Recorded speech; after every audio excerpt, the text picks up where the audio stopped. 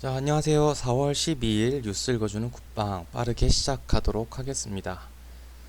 오늘 뭐 시황 얘기하면서 자연스럽게 뉴스를 보고 그 다음에 오늘 또 체크할 뉴스들 같이 살펴보면 될 것 같아요.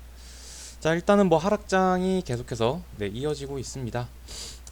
자, 결론부터 말씀드리자면은 뭐 여러 가지 좀 변수가 있었는데 결국에는 딱 하나거든요. 외국인의 매도가 매도세가 매도가 지속되고 있다. 자, 오늘도 그 중에 하나였습니다. 자, 그런데 오늘은 약간 달랐던 게 뭐였냐면은 이제 뭐 바로 전일이랑 비교를 해야 되겠죠. 일단은 기본적으로 오늘 밤에 이제 CPI 미국 발표가 있기 때문에 상승은 못 해요. 자, 상승은 못 하는데 다른 점이 뭐였냐면은 자, 상해 이제 봉쇄가 이제 일부 해제가 되었다라는 점이거든요. 물론 이제 뭐 광저우, 그다음에 뭐 난징 얘기까지 나오는데 뭐 추가적인 봉쇄 얘기가 있었는데 일단은 요거 나중에 이제 뉴스로 좀 더 살펴볼 거고. 자, 그다음에 이제 발표 바로 전날이라는 점, 그다음에 이제 장 개시 이후에 수급 매도가 빡세지 않았어요. 자, 그러면은 오늘은 결국에는 중국 증시가 과연 이제 상해 봉쇄 일부 해제, 그러니까 전면 해제는 아닌데, 자, 이거를 어떻게 시장이 해석을 할까라는 게 되게 중요한 포인트였어요. 자, 그래서 이제 막상 시작을 했고 수급도 매도세가 나쁘지 않았습니다. 전일과 비교를 했었을 때. 자, 그래서 조금 반등이 나오다가 자, 일본이 PPI 지수를 발표를 했어요. 자, 이게 이제 또 역대 최고치 나오다 보니까 뭐 중국부터 시작을 해가지고 중국 CPI, 그다음 미국 CPI, 예상치가 이미 높게 나와 있죠. 자, 그리고 이제 일본까지 이제 주요 경제에 좀 중요한 역할을 하는 기업들이 계속해서 이제 이 물가, 뭐, 그다음에 이제 뭐 여러 뭐 경기 지표, 자, 이런 것들이 계속해서 잡히지 않으니까 경기 둔화 우려감. 자, 그런데 계속해서 저기 금리 인상하고 긴축 정책 한다고 하니까 이 모든 것은 무조건 경기 회복이 받쳐줘야 된다라는 말씀을 드렸는데 계속해서 이제 경기 지표가 우려감이 나오다 보니까 일본 증시의 영향을 받아가지고 좀 더 하락한 부분이 있었습니다. 자, 그리고 중국 증시가 개장을 했는데 조금 늦게 반응을 했어요. 일단은 중국 증시가 시작 자체가 나쁘지 않았거든요. 그렇게 해서 나쁘지 않았는데 그리고 나서 이제 한 10시 54분부터 좀 반등이 나왔고요.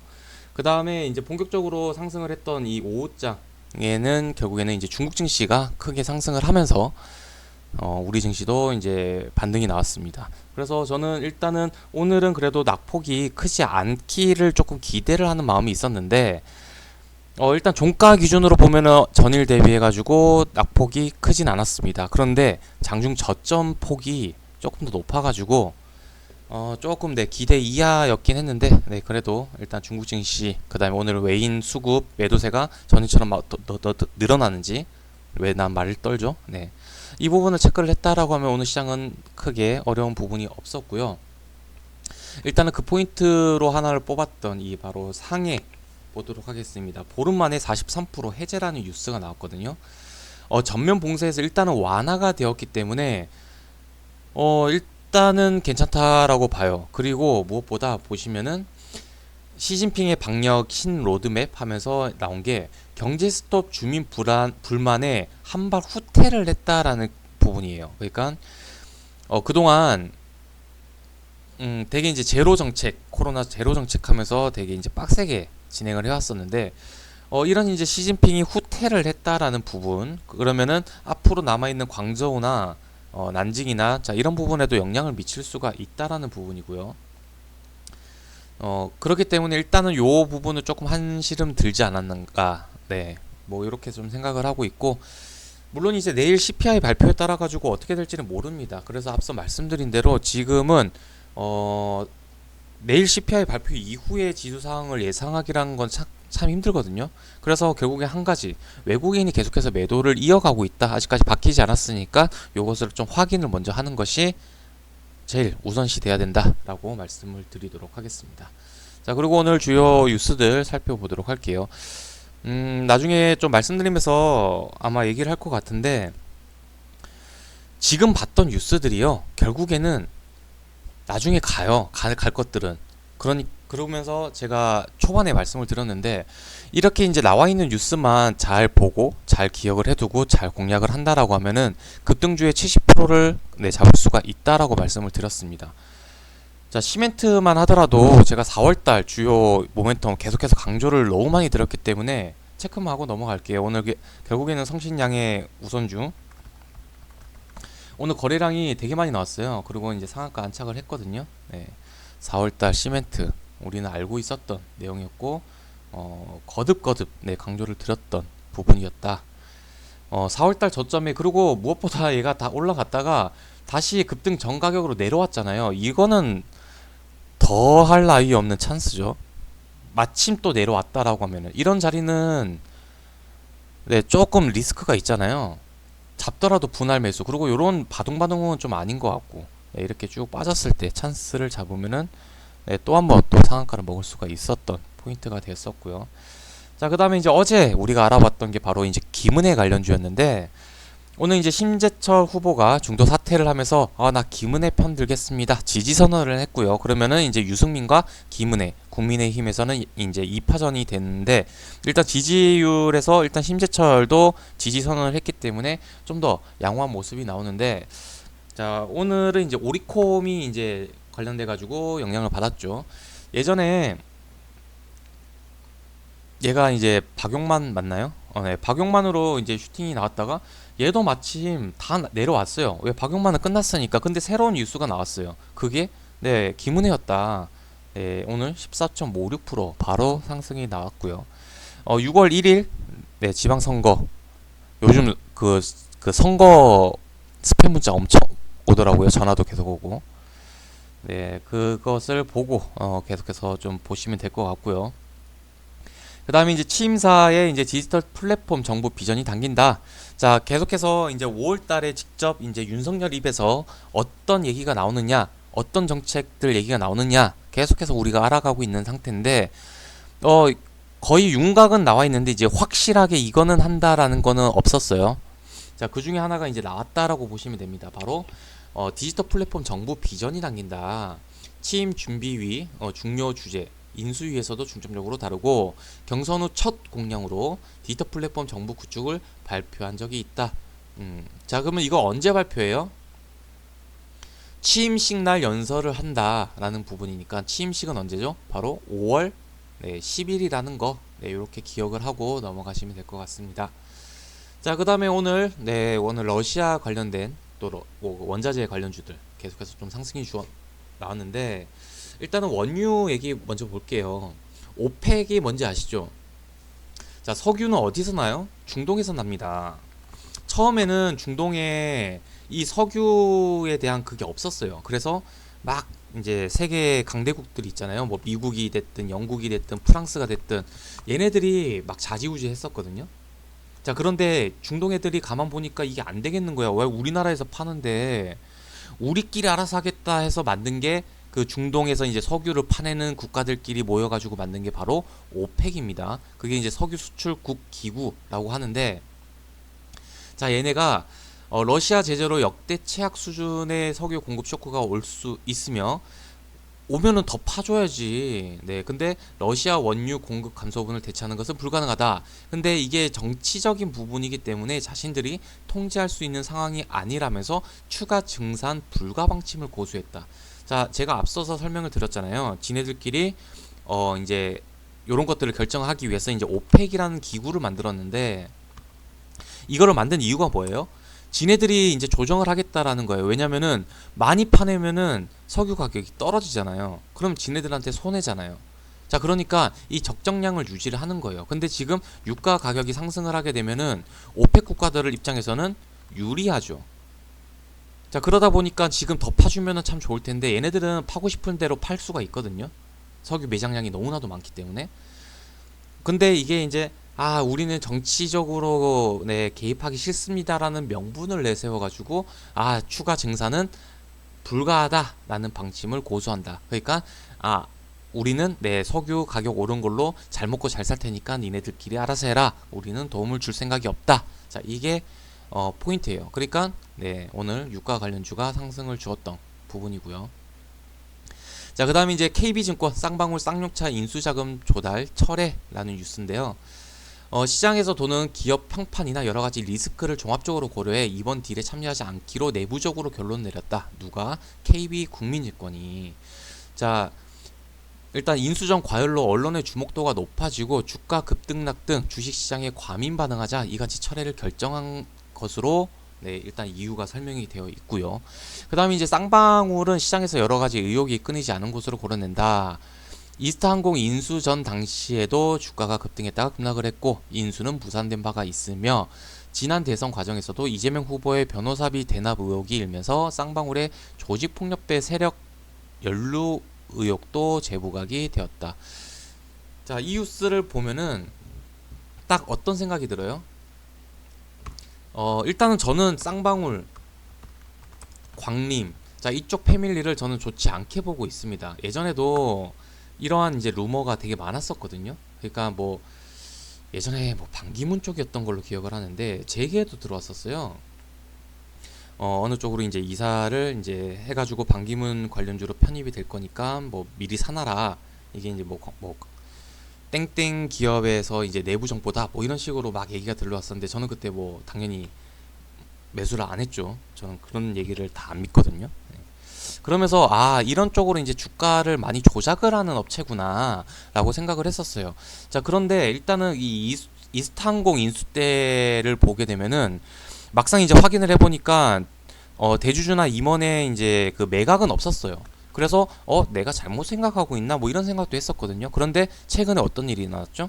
네, 쌍방울이 이제 쌍용차 인수 때문에 가격이 올라가니까 주가가 급등을 하니까 임원들이 주식 매각을 했다라는 얘기가 나왔죠. 그러면서 했고, 자, 그 다음에 우리는 이미 제가 이제 KG그룹이 이제 인수를 참전을 하게 되면서 우리가 이제 뉴스는 분석을 했잖아요. 얘네는 참전을 할 의향이 진심이에요.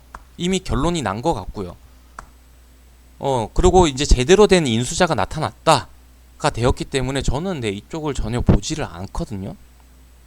오히려 지금은 계속해서 KG그룹주를 들고 가야 될 때라고 생각을 하는데 마침 또 바로 이런 뉴스가 나왔어요. 일단 이 뉴스가 나오니까 당연히 이제 KG그룹이 유력해지니까 이제 얘네들이 또 올라가는 모습이 나왔으니까 이 뉴스를 보면은 당연히 이제 뭐 KG그룹주 매수를 가져가야 되는 거고 마침 또 이런 뉴스가 나왔어요. 쌍용차 인수 사전 의향서를 제출을 했다. 뉴스 자세하게 보지 않겠습니다. 우리는 이미 이전에 얘네들은 인수를 할 것이다 라고 확률을 높게 보고 있었기 때문에 우리는 나올 게 나왔다 라고 생각을 하시면 될 것 같아요. 자, 그 다음에 이제 정의선, 네, 오늘 이제 구형테크, 이제 조지아 관련주로 이제 상한가 급등이 나왔고 KB 오토시스, 그 다음에 뭐 아진산업 등등등 이제 많은 종목들이 올라갔는데 관련된 뉴스를 자세하게 보도록 하겠습니다. 자, 정 회장이 이번 출장 중 현대차 그룹이 미국에 투자하는 현지 전기차 프로젝트를 최종 낙점할 것이라는 관측이 나온다. 자, 그러니까 13일에 열리는 뉴욕 오토쇼 참전이라고는 했지만 실질적으로는 여기 그 현지 투자 그 공장 부지 선정을 위해서 갔다라는 게 이제 포인트예요. 자, 그러면서 이제 부지 선정을 위해서 TF팀을 꾸려가지고 극비리에 부지 물색을 진행해 왔으며 이제 정 회장의 최종 결정만 남았고 이르면 올 상반기 중에 미국 내 전기차 현지 생산 부지와 구체적인 투자 규모를 발표할 것으로 안다라고 말했다. 핵심 관계자 입에서 나온 얘기고요. 자, 이렇게 하는 배경을 좀 보도록 할게요. 이런 것들을 다 봐야지 이제 확률적으로 접근이 가능하니까. 자, 조 바이든 정부는 출범 이후에 바이 아메리칸 자국 제품 우대 정책을 쓰고 있고 강조를 하고 있습니다. 자, 그럼 현대차 그룹도 전기차 현지 생산 체계 구축이 시급하다는 지적이 계속해서 나왔던 이유가 되었는데요. 2025년까지 미국에 약 8조 1,400억 투자 골자의 중장기 계획을 발표할 것도 이런 맥락에서 진행을 한다라는 거예요. 자, 그러면은 그 이유까지 보니까 어때요? 투자를 하겠네. 규모는 8조 1,400억이 예상이 되고 그 다음에 이제 이번 출장은 그것을 위한 것이 거의 확실해 보이고, 발표는 상반기 내에 할 것이다. 자, 그럼 상반기가 6월 달까지잖아요. 그러면 조지아 관련주, 결국에는 저기 부지 확정, 그 다음에 이제 투자 발표, 요게 나오면서 한 번 더 간다예요. 자, 그러니까 조지아 관련주, 네, 떨어지면은 한 5월 저점에서는 모아가면은 6월 달에, 네, 다시 한번 상승을 노릴 수가 있겠죠. 요렇게 좀 체크하고 메모하고 넘어가면 될 것 같습니다. 자, 그 다음에 이제 중국의 파노 얘기입니다. 파노. 중국에서는 이제 게임 허가를 이제 파노로 발급을 해주면서 약간 뭐 여권 같은, 네, 그런 개념인데, 파노를 발급받아야지만이 가능합니다. 왜 이런 시스템을 쓰냐면은, 예전에 이제 아편 전쟁을 비유를 해가지고, 게임은 아편이다. 자, 그리고 뭐 청소년을 보호해야 된다. 중국은 이런 정책의 국가예요. 참 사회주의 국가 같죠. 이런 거 보면은. 자, 그렇기 때문에 264일 만에 파노 발급이라는 것은 되게 긍정적인 뉴스입니다. 중국이 올해 들어서 파노 발급을 한 것은 이번이 처음이다. 자, 그러나 이 내자 파노에서는 우리나라 게임은 발급 목록에 없다였습니다. 참 아쉽죠. 우리나라 기업이 있었다라고 하면은 이거 바로 시초가 공략이 됐어야 되는 건데 없었어요. 자, 그런데 이게 나왔어요. 조이포트라는 웹게임 분야의 탑티어 게임 회사인데 얘네가 이제 된 거예요. 신규 파노 발급 대상에 포함이 됐어요. 이거를 미리 알았다라고 하면 오늘 네오리진 바로 공략을 했었을 텐데, 네오리진 바로 이제 뉴스가 나오니까 이런 급등이 나오죠. 자, 일단 요것도 네, 보고 넘어가야 돼요. 이 조이포트라는 게 어떤 위치인지. 일단 네오리진의 게임 개발 협력사이자 최대 주주 측이 지분을 보유한 전략적 관계사로 네오리진 자회사에서 서비스하고 있는 여신전쟁이라는 개발사이기도 하다. 자, 관계는 충분합니다. 그래서 이제는 조이포트 얘기 나오면은 네, 네오리진 딱 기억을 하시면 될 것 같고요. 조이포트는 중국 항저우에서 처음으로 게임 출판 허가증을 발급받은 이후 최근 3년 동안 총 45개의 파노를 발급받았다. 이는 중국 게임사 상위 10위에 해당하는 수준이다. 자, 그러니까 추가적으로 얘네는 계속해서 파노 발급을 받을 가능성이 있죠. 자, 그러면은 조이포트 얘기가 나오면은 그때는 바로 네오리진 무엇? 네오리진. 네, 이렇게 바로 네, 하시면 된다 라고 생각을 하시면 됩니다. 자, 그 다음에 이제 EU, 유럽, 러시아산 천연가스 수입 금지 조치 논의. 자, 이거 비슷한 게 최근에 있었죠. EU에서 석탄 수입 금지 조치 진행했죠. 그리고 석탄 관련주 급등했죠. 이게 이제 오래된 거면은 역사를 잘 알아야지만 공략이 가능한데 이게 바로 최근에 있었던 일이에요. 그러니까 이거는 바로 이걸 떠올려야 된다라는 부분이고, 저는 이런 식으로 역사적으로 많이 이제 풀이를 하는데 이거는 너무 최근이었기 때문에 이제 생각할 것도 없죠. 그리고 이게 항상 말씀을 드렸듯이 항상 이제 비슷하게 같은 맥락으로 테마는 돌고 돕니다.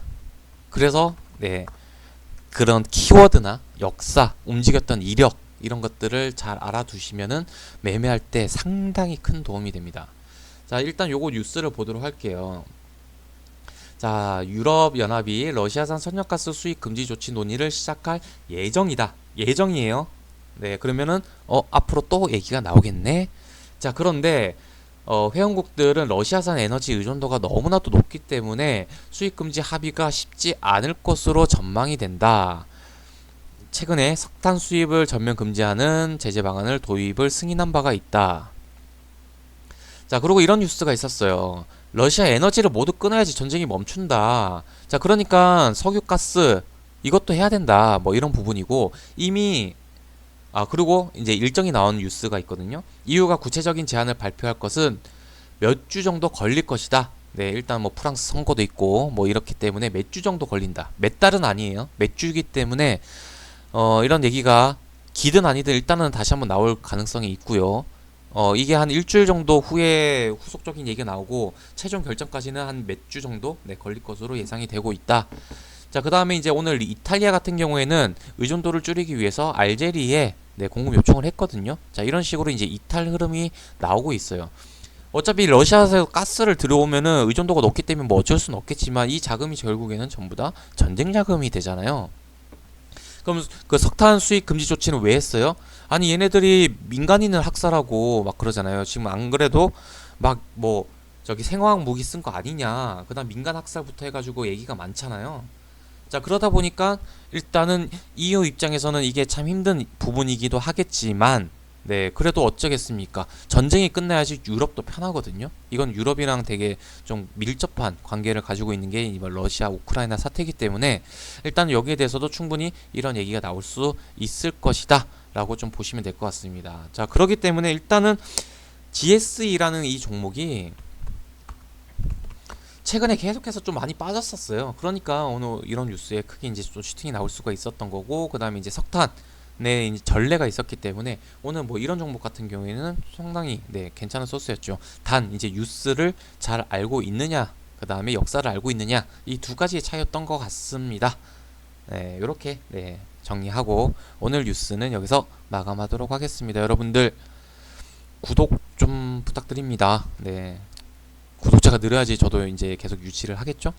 오늘 고생 많으셨습니다.